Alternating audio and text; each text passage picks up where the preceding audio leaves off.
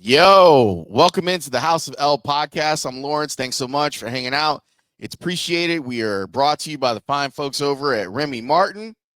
Team Up for Excellence. We got the light going now. It's great. Those who haven't seen the full Chicago Vice poster, there it is. And my bat from the nice folks at Homewood Bat. They made that for me, which is really, really nice. It's very well made. If you've never I don't even know if they offer tours. I don't know if I got like the special tour because I was doing a story. But if you ever get a chance to tour Homewood Bats, do that. It's pretty awesome. And if you ever go down to Louisville and go down to the Louisville Slugger Factory, take the tour. I know it's 20 minutes or whatever, but take the tour. It's absolutely worth it. All right. Let's talk about Ryan Poles today.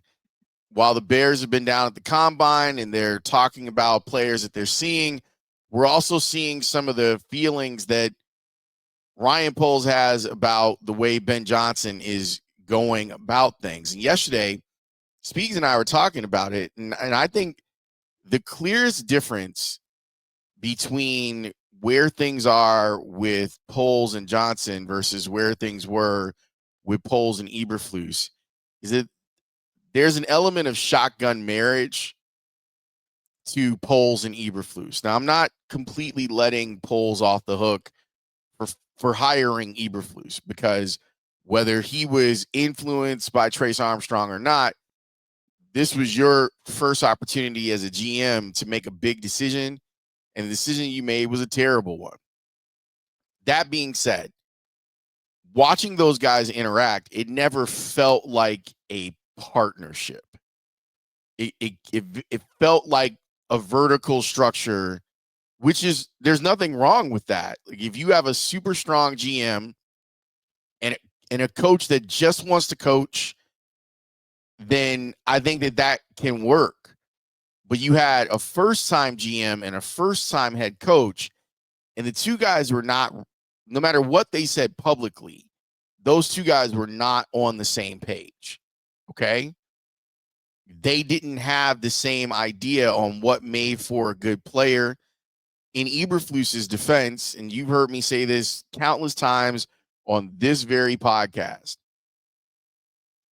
he always needed a 3 technique, and for the 3 years that he was the coach of the team, he didn't get one. And that's a failing. That is a GM not recognizing what the head coach needs and then not giving it to him. Like, that's a failure by Ryan Poles.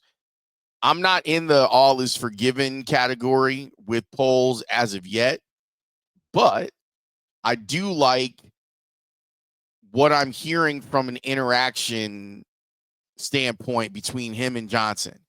It seems like they're on the same page, and Johnson has been open to the idea of letting Poles know what they did in Detroit and other places that he's been and what he feels like has been successful. Poles, to his credit, has seemed really like, okay, let's build this partnership. Let's build this out and let's see where all of this stuff goes. And I think that's good.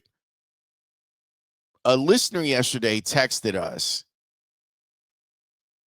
and said something I thought that was really jarring and important to be a part of the discussion. And it had to do with Caleb Williams. Ben Johnson has stated repeatedly that this is going to be starting over for Caleb Williams. They're going to get into all sorts of the fundamental quarterbacking stuff. All of us that have seen Caleb Williams play know that he can do crazy stuff, that he's got crazy arm talent. He has a very natural way of keeping cool when plays break down. The goal is to make him just as strong in structure, and then when those moments present themselves for him to get outside the pocket, make something happen, he can do it. But let's try to make his whole life easier by making things better around him. But it was the starting over part that this listener was upset about. And I think there is a lot of truth to that anger. Like it is justified. It's righteous for you to go, wait, they had Caleb Williams and they wasted a whole year because the GM didn't know how to surround him with the pieces that he would need to succeed. That is a fair criticism of Ryan Poles. Not that the Bears are up against the clock or from a contract standpoint, like none of that stuff, but just the idea of when you look at Caleb Williams's numbers, and this is why I did this pod back in January, his numbers are impressive mainly because of the dysfunction that surrounded him. Imagine if he had a head coach who understood offense, a play caller who understood how to get an offense ready each week. With those surveys, one of the things that Bears players said is they gave, you know, those NFL surveys, the coaches of the Bears and Matt Eberflus in particular were last because they didn't feel like they had great practices or practice time. Now, any of you who heard Jalen Johnson on the show, you know that he was very vocal about that. There was a lot of wasted time. And the frustrating thing, and one of the things that the listener who texted in said is like, this scares me about Poles, that he either one, didn't recognize what the problems were, or two, didn't have solutions to the problems that the Bears had last year under Eberflus. That is a legitimate criticism of Poles' tenure in last year's Bears season. It should not be dismissed. And one of my goals, as we talk about like the offseason of the Bears, is to make sure that while we can enjoy a lot of the good stuff that is coming out, that everything is not seashells and balloons.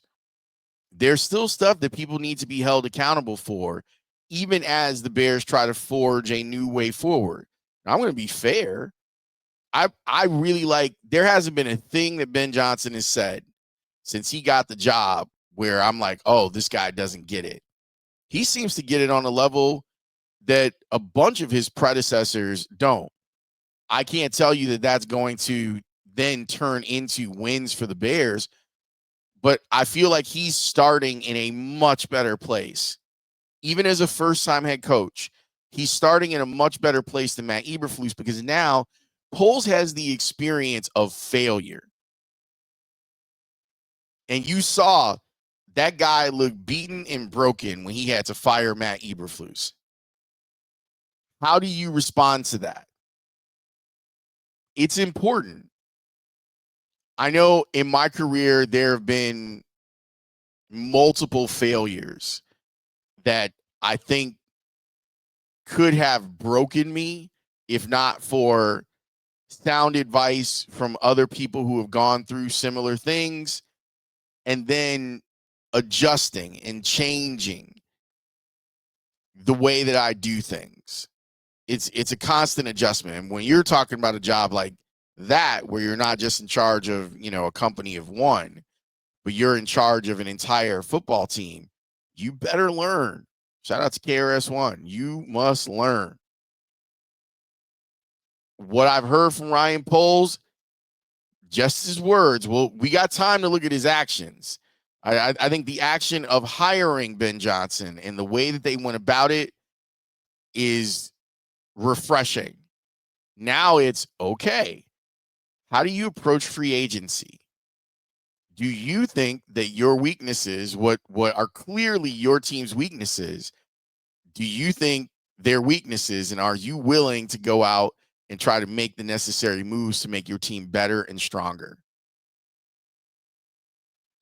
That's when we'll get an idea of the learning that's happened with Ryan Poles.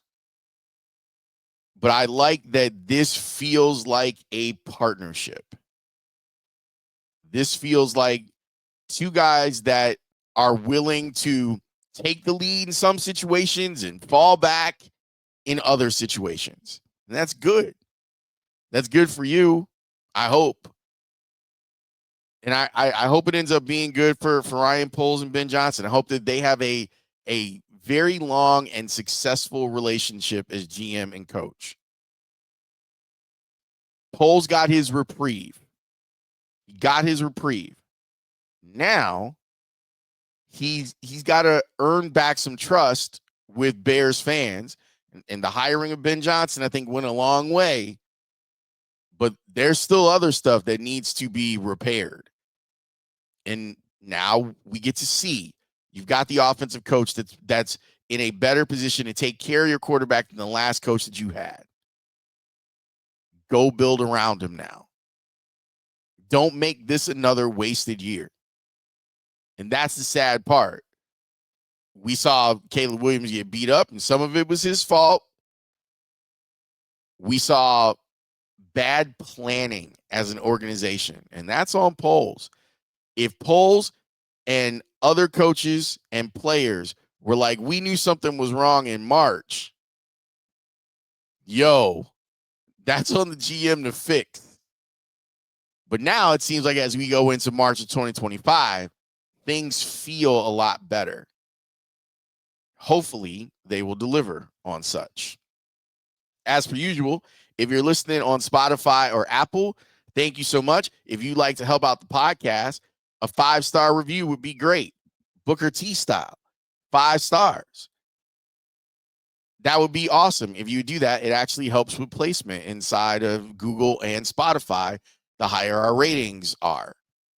If you're on the YouTube page, and House of L has a YouTube page, you can actually watch the pod if that's your deal. It's partly why I'm doing shorter versions of the pod to make it more palatable for people. But if you haven't come and checked out the YouTube page, you should do that. Just search House of L on YouTube and we got you covered. Have a wonderful, wonderful rest of your day. In Chicago, we have been lucky for like the last week with the weather, and it's great. Get outside and walk a quarter mile. Walk to the store. And pick yourself up a treat. Like, don't walk to the store and be like, I'm going to do all this grocery shop. No. Go get yourself a Hershey bar or whatever it is that you like. Maybe it's a piece of fruit. But get out there and just take a deep breath and go get yourself a nice treat because you've earned it. I will talk to you next time. Peace.